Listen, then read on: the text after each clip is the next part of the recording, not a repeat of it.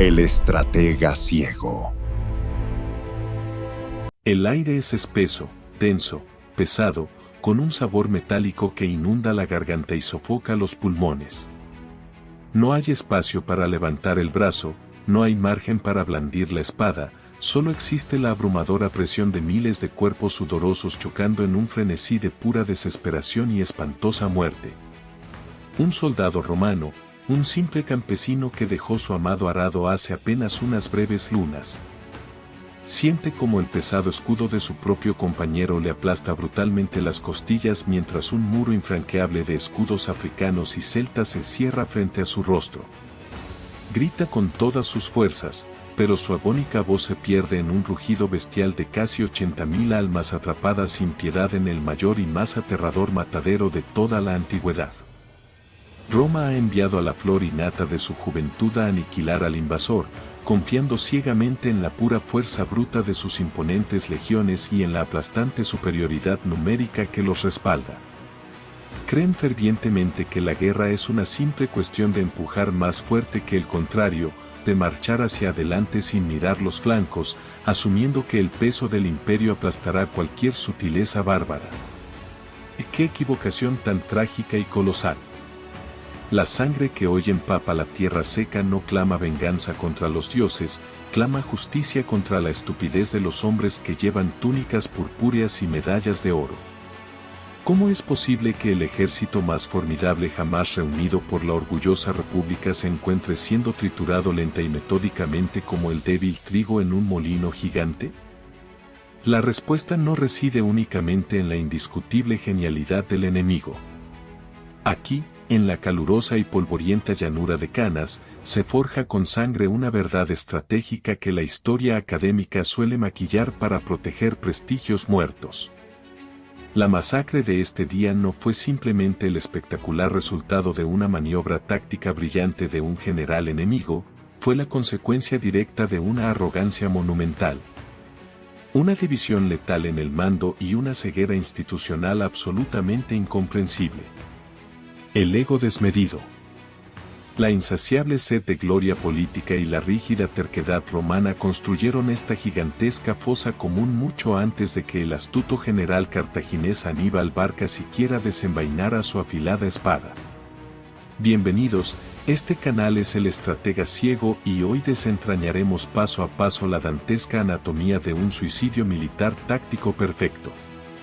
En el infinito e implacable tablero salpicado de inocente sangre humana, la ignorancia en la cima del alto mando nunca es una triste equivocación temporal. Es siempre una condena a muerte para los que marchan en la vanguardia. La soberbia vestida de púrpura. Para entender la magnitud del desastre debemos retroceder la mirada hacia las tiendas de mando del campamento romano, donde el verdadero veneno ya circulaba libremente entre las mentes de los líderes republicanos. El Senado ha decretado que el inmenso ejército será comandado alternativamente por 2 cónsules, cambiando el poder supremo día tras día, en una absurda danza burocrática que desafía cualquier lógica militar coherente. Por un lado tenemos a un hombre reflexivo y cauto, un estratega veterano que comprende perfectamente que el terreno llano favorece de manera letal a la temible caballería de Aníbal. Este general advierte, suplica y argumenta con desesperación que presentar batalla en estas condiciones es entregar el cuello al filo del verdugo de Cartago. Ve con absoluta claridad la trampa mortal que se dibuja en el horizonte, lee las intenciones del enemigo en el polvo que levantan los cascos de los caballos númidas. Pero su voz es ahogada sistemáticamente por el clamor de la ambición política y la demagogia barata. Del otro lado se erige el arquitecto de la perdición, un político impetuoso y temerario que confunde la prudencia táctica con la cobardía imperdonable. Su único objetivo es conseguir una victoria rápida y aplastante para satisfacer a las enardecidas masas de Roma y bañar su propio nombre en la gloria eterna de los grandes triunfadores. En su ceguera absoluta, desprecia cualquier consejo táctico complejo y confía únicamente en la fuerza de choque de su infantería pesada. Ordenando compactar las filas de una manera nunca antes vista en la doctrina militar de las legiones. Al agrupar a los hombres de forma tan densa, buscando romper el centro enemigo por pura presión física, está eliminando trágicamente la famosa flexibilidad de los manípulos romanos y convirtiendo a sus ágiles soldados en un bloque rígido, torpe y vulnerable. ¿No es acaso el mayor pecado de un líder ignorar las fortalezas de sus propias tropas para forzarlas a encajar en un plan mediocre nacido de la impaciencia? El amanecer del fatídico día de la batalla entrega el mando supremo a este político sediento de sangre, quien de inmediato despliega sus estandartes rojos de combate, ignorando por completo las sombrías advertencias de su sensato colega y las ominosas señales de un terreno diseñado a medida para su propia ejecución masiva. La maquinaria romana se pone en marcha con un estruendo ensordecedor que hace temblar la tierra, marchando directamente hacia las fauces abiertas de la bestia. Guiada por un líder que tiene los ojos abiertos pero la mente completamente vendada. La media luna del engaño.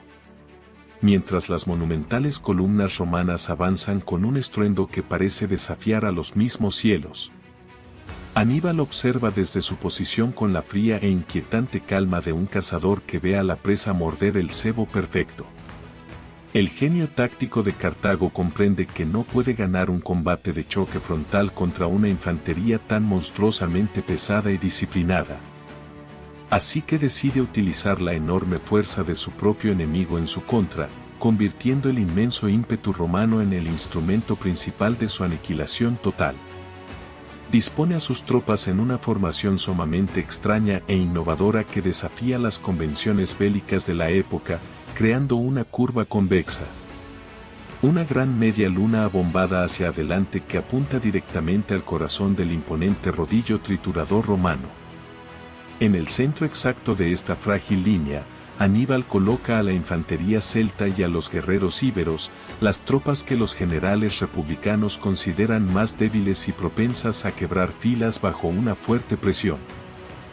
¡Qué magistral muestra de psicología militar aplicada en el campo de batalla!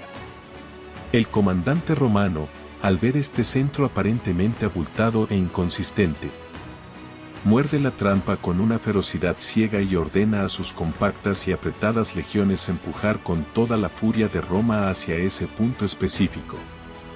Los escudos chocan con una violencia indescriptible, el metal cruje dolorosamente contra los huesos y la tierra comienza a beber los primeros torrentes de sangre tibia bajo el sol abrasador. Lentamente, paso a paso, los celtas y los íberos comienzan a retroceder obligados por el arrollador peso del avance romano. Y los envalentonados legionarios empujan con una sed de victoria que les impide ver el panorama completo de la llanura de Canas. Creen que están quebrando la resistencia enemiga, sienten que el glorioso triunfo es inminente y que el legendario ejército invasor se está desmoronando bajo sus robustas sandalias de cuero. Pero este retroceso no es una desesperada huida desorganizada, es un movimiento calculado con una precisión casi matemática por la mente maestra de Aníbal. A medida que el centro cartaginés cede terreno hacia atrás, la inicial media luna convexa se invierte de manera silenciosa y letal, transformándose poco a poco en una gigantesca forma cóncava que empieza a engullir, como un enorme monstruo de pesadilla, a la densa masa de soldados romanos.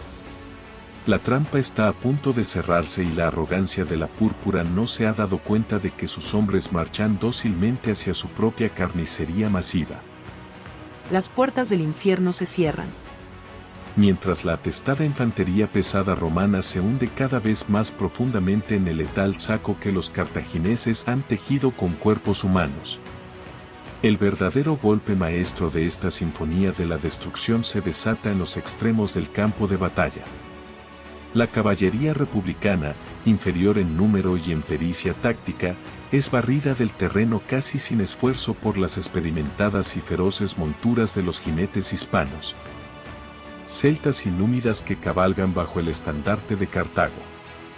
En lugar de perseguir ciegamente a los sobrevivientes que huyen despavoridos por la llanura, como haría cualquier comandante indisciplinado embriagado por la adrenalina del éxito rápido, La caballería de Aníbal da media vuelta en perfecta formación, demostrando una disciplina férrea que corta la respiración.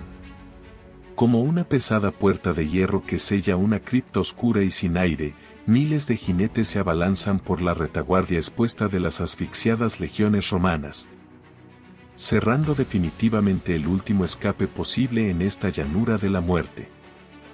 El anillo de la fatalidad está completamente forjado. En ese preciso y aterrador instante, los veteranos lanceros africanos, que habían permanecido ocultos y expectantes en ambos extremos de la formación, giran sobre sus propios ejes y atacan con una violencia implacable los flancos desprotegidos de las legiones. El doble envolvimiento es un éxito absoluto, una maniobra táctica tan perfecta y aterradora que será estudiada con veneración en las academias militares durante los siguientes 2000 años. Ahora imaginemos por un agónico segundo el terror paralizante que debió invadir al soldado romano promedio, atrapado irremediablemente en el oscuro centro de esta inmensa y pulsante masa de 70.000 hombres aterrorizados. No hay enemigo al frente al que golpear, no hay enemigo a los lados al que esquivar, solo existe una pared humana de compatriotas gritando, empujando y aplastando a sus propios hermanos en un vano y patético intento de retroceder hacia la nada. La presión física en el núcleo de la formación se vuelve tan extrema que decenas de hombres mueren asfixiados de pie, incapaces de expandir sus agotados pulmones o de caer al suelo manchado de rojo. Sus caras deformadas por el terror más primario son el testimonio silencioso de la estupidez de sus líderes, quienes sacrificaron la movilidad de la legión en el altar de su gigantesco y venenoso ego. El estratega sensato yace probablemente ya desangrado en algún rincón olvidado del campo, pagando con su vida los errores que tanto rogó evitar. Mientras el político ciego contempla el inmenso apocalipsis que sus propias órdenes han desatado sobre la tierra. La carnicería metódica. Las horas que siguen al cierre definitivo de la trampa cartaginesa no pueden describirse bajo ningún concepto como una batalla militar, son simplemente una lenta, metódica y espeluznante carnicería industrial ejecutada a plena luz del abrasador sol de la península itálica. Los hombres de Aníbal, operando desde la amplia y holgada periferia del inmenso círculo de la muerte, se dedican a talar vidas humanas con la misma implacable cadencia con la que un leñador derriba un bosque silencioso. Hunden sus espadas y lanzas en la compacta y aullante masa de legionarios asustados, matando a la primera línea, luego a la segunda, avanzando paso a paso sobre montañas de cadáveres mutilados y resbalando en los densos charcos de sangre coagulada que tiñen la tierra seca. Dentro del infernal caldero de las legiones romanas, la cordura ha desaparecido por completo, reemplazada por un instinto animal de supervivencia que resulta inútil frente a la insuperable presión geométrica del abrazo enemigo. El pánico se propaga como un fuego incontrolable en un bosque seco. Los soldados gritan por sus madres, claman a dioses sordos y, en su inmensa desesperación, algunos cavan frenéticamente hoyos en la tierra polvorienta para enterrar sus propios rostros y asfixiarse voluntariamente, prefiriendo la negrura de la muerte a la agonía de la espera interminable. ¿Dónde está ahora la impenetrable gloria de Roma y la infinita sabiduría militar de sus aristócratas emperifollados? Aquel legionario olvidado, el campesino de manos callosas que representaba la verdadera espina dorsal de la República, muere aplastado y pisoteado sin siquiera haber podido empuñar su acero una sola vez, convertido en mera carne de cañón para purgar los enormes pecados tácticos de sus ególatras comandantes. La fatiga comienza a apoderarse también de los ejecutores, los brazos de los celtas e íberos arden de dolor por el incesante esfuerzo mecánico de apuñalar y degollar, obligando a Aníbal a rotar constantemente sus líneas de frente para mantener el ritmo constante de esta monstruosa máquina de matar. Nunca antes en la sangrienta historia de la humanidad tantos hombres habían perecido en un espacio geográfico tan increíblemente reducido, encerrados en un matadero sin paredes donde el único muro que les impedía escapar era la sólida muralla de armas enemigas y la aplastante incompetencia de su propia arrogancia. La masacre dura desde el cenit del sol hasta que las pálidas sombras del atardecer comienzan a cubrir compasivamente los destrozados cuerpos, dejando un lúgubre testamento de 50.000 almas silenciadas brutalmente por la ceguera de un solo líder equivocado. El silencio después de la tormenta.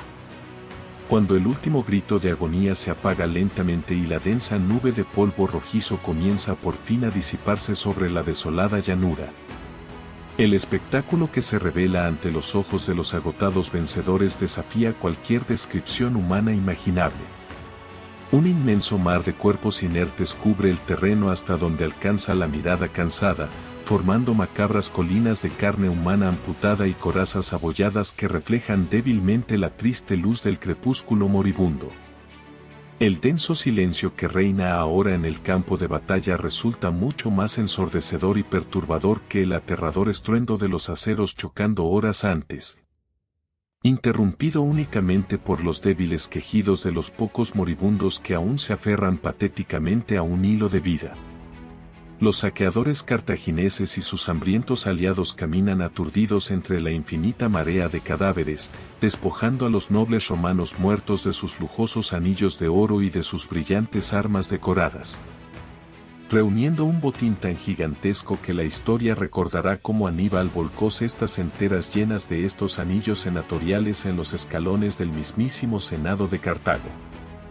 Y qué amarga y poética ironía encierra este brillante metal dorado.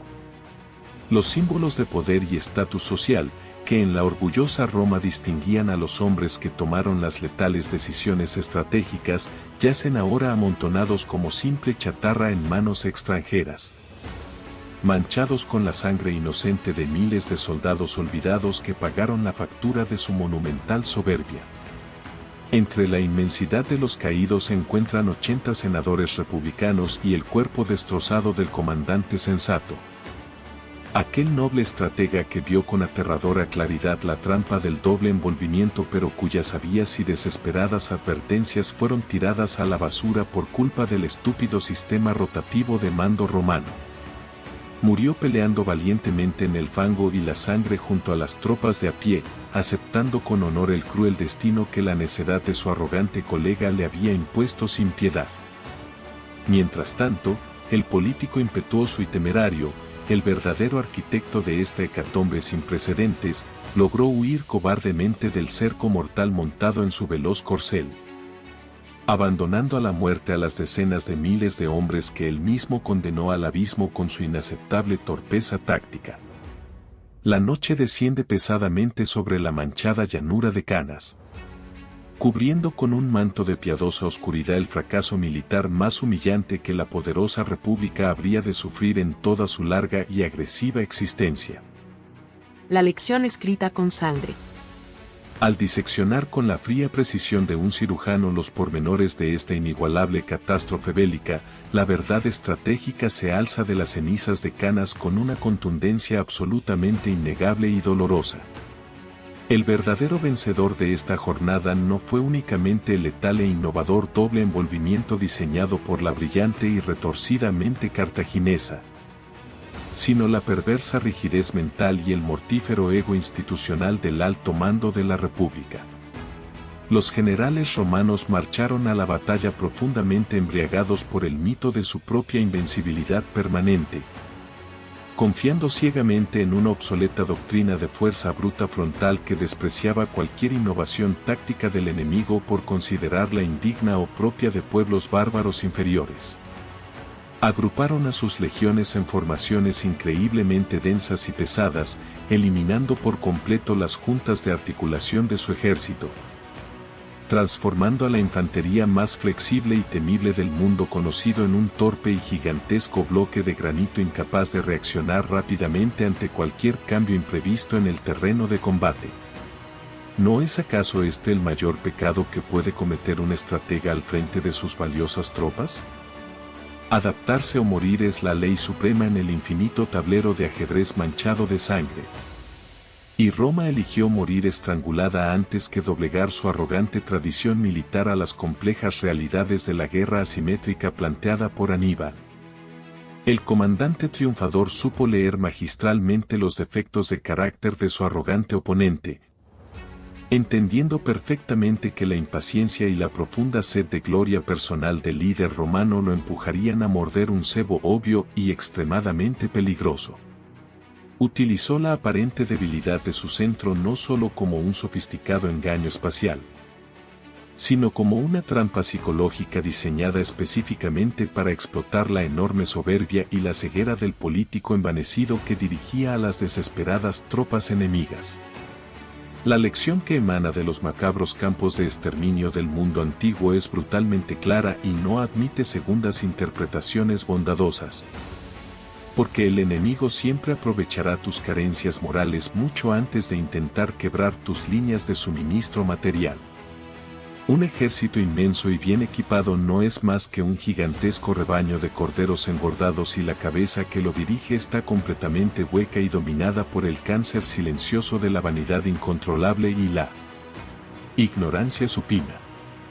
La sangre derramada por el soldado raso es el único y altísimo precio que la historia se cobra cuando los cimientos del liderazgo están carcomidos por la complacencia, el desprecio al conocimiento y la sobreestimación de las fuerzas propias frente al genio hostil. El eco del estratega ciego. Han transcurrido más de 2000 largos años desde que el sol ardiente de aquella sofocante jornada calentó los cuerpos mutilados en el mayor desastre táctico de la antigüedad, y sin embargo, los desgarradores ecos de esta masacre aún resuenan con inmensa fuerza en las academias militares y en los pasillos dorados del poder mundial moderno. La batalla que acabamos de desmenuzar no es una simple anécdota polvorienta para historiadores aburridos que recitan cifras sin alma en bibliotecas silenciosas. Es un espejo cruel y despiadado donde la humanidad se niega sistemáticamente a mirar su propio reflejo desfigurado.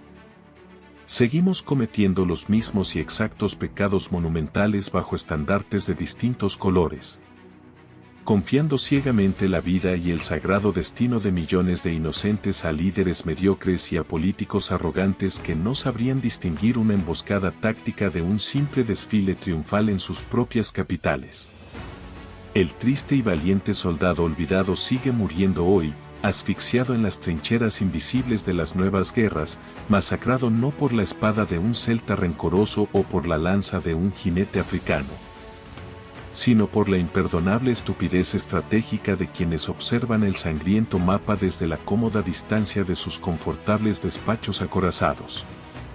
El estratega que advierte del inminente desastre sigue siendo constantemente humillado, apartado y amordazado por las ruidosas maquinarias de la propaganda política. Porque la cruda verdad estratégica siempre resulta tremendamente incómoda para quienes basan su frágil poder en hermosas mentiras y engañosas ilusiones de grandeza nacional. La historia militar es un profesor extremadamente severo que cobra sus valiosas lecciones con ríos de sangre humana. Y la triste y aterradora paradoja es que seguimos siendo unos alumnos obstinadamente incapaces de aprender el temario más básico de la supervivencia bélica y política. Reflexionemos profundamente sobre la enorme sombra que proyecta la ceguera del poder, porque en el vasto e implacable campo de batalla de la existencia humana, la ignorancia aliada con el ego sigue siendo, con absoluta y dolorosa certeza, el arma de destrucción masiva más letal jamás inventada por el hombre. Hasta que volvamos a encontrarnos en otro dantesco escenario donde la necedad condena a los valientes al abismo insondable de la muerte innecesaria, mantengan la mirada alta y la mente despejada. Este es el estratega ciego y la historia siempre, irremediablemente, termina por juzgar la verdadera calidad y nobleza de nuestras oscuras decisiones tácticas.